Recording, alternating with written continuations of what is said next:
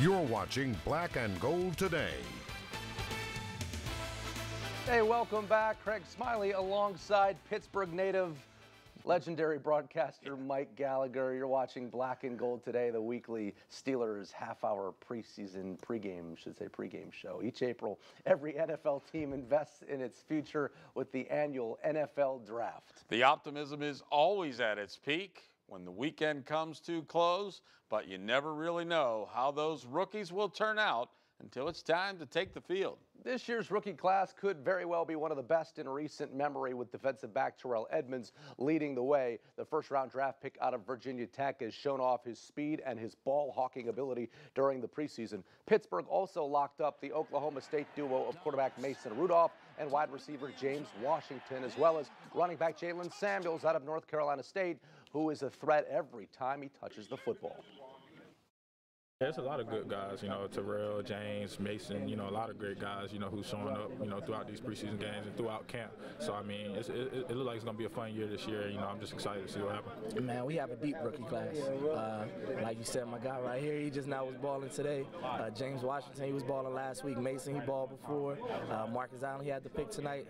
We have a couple of guys that undrafted free agents. They were balling too. So, we just have a deep rookie class, and we're trying to just help the team out the best way we can.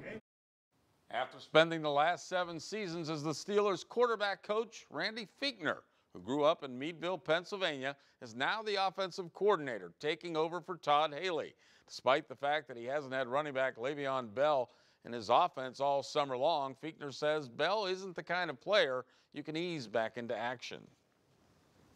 You'd like to think that he'll be in good shape, but we have to evaluate that. Where's that? Conditioning, health, things like that. I think just, using him in the best way to help us win early will be the most important thing. And then, because there's going to be some things that he can do that just, quite frankly, most people can't do that plays his position. But that's not anything against the running backs that have gone through training camp with us, because I think they've done a heck of a job. Love him or hate him, Steeler fans, the man leading the Browns offense in Week 1 knows plenty about Steeler football. And that's offensive coordinator Todd Haley, who spent the last 6 seasons in that role in Pittsburgh. The young group is a group to be encouraged about. It's not just 1 or 2. I mean, there's a group of them that we're just looking again for a couple guys that kind of separate themselves from the others.